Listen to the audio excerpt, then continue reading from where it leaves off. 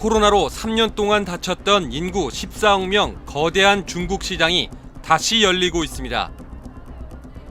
글로벌 기업들은 다시 중국으로 몰려들고 있습니다. 중국 정부가 제로 코로나 정책을 폐기하고 3년 만에 연 행사에 삼성전자와 애플, BMW 등 네로라 하는 글로벌 기업 CEO 100여 명이 모였습니다. That Chinese economy are definitely opening up, are definitely really sort of reactivating and re-energizing, and see we're seeing a lot of recovery there. 한국도 그 바람을 느낄 수 있을까요?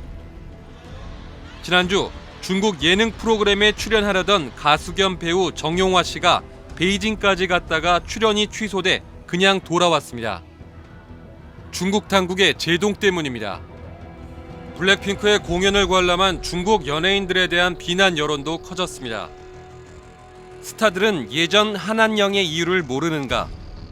중국인이라고 할 자격이 없다 같은 식입니다. 네이버도 중국 내 접속이 차단됐습니다. 중국 당국이 한국에서 들어오는 상품에 한해 세건 검색을 강화하고 있다는 확인되지 않은 소문도 돌고 있습니다.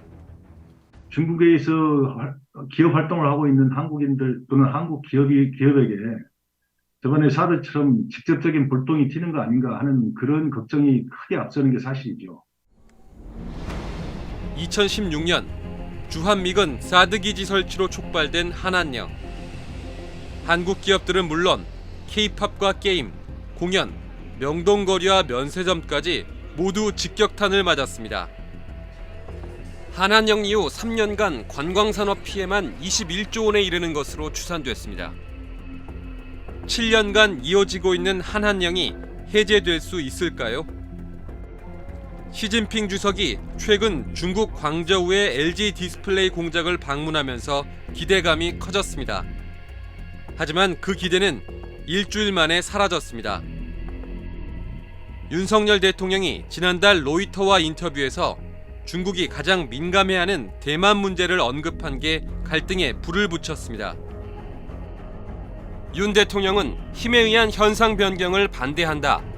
대만 문제는 남북한 문제처럼 국제 문제라며 중국을 정면으로 겨냥했습니다. 중국은 발끈했습니다. 朝鲜和韩国都是已加入联合国的主权国家。朝鲜半岛问题和台湾问题的性质、经纬全然不同，根本不具可比性，这是众所周知的事实。 말참견을 허용하지 않겠다. 불장난하는 자는 반드시 타 죽을 것이라는 험악한 말들이 쏟아졌습니다. 역대 정부들은 미국과 중국 사이에서 균형을 유지하려 노력해왔습니다. 이명박 정부는 중국을 전략적 협력 동반자로 격상했고, 박근혜 전 대통령은 중국 전승절 기념 열병식까지 참석했습니다. 문재인 정부는 산불 정책, 즉 사드 추가 배치, 미국 미사일 방어 체계, 한미일 군사 동맹, 이 세 가지를 하지 않겠다는 정책을 폈습니다. 하지만 이런 균형 외교가 윤석열 정부 들어 사실상 사라졌습니다. 윤석열 정부는 미국의 중국 봉쇄 전략인 인도태평양 전략과 꼭 닮은 한국판 인도태평양 전략까지 내놓고 일본과 군사 협력을 강화하고 있습니다. 날로 치열해지는 미중 전략 경쟁, 글로벌 공급망 위기, 북핵 위협의 고도화 등 우리를 둘러싼 복합 위기 속에서 한일 협력의 필요성은 더욱 커졌기 때문입니다. 놀라웠게도 윤석열 정부는 명백한 선택을 한 거죠. 예, 그러니까 한쪽 진영에 선다는 것은 다른 쪽 진영으로 설정한 그 그룹에게는 적대적인 국가가 되는 겁니다.